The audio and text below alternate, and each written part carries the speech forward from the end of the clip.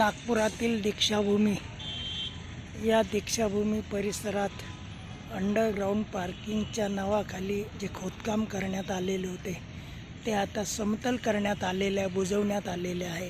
त्यावर पुस्तकांसाठी स्टॉलसाठी समकक्ष करून त्यावर पेंडाल उभारणी सुरू आहे, परंतु पाऊस आल्यास या ठिकाणी चिखल होण्याची शक्यता आहे।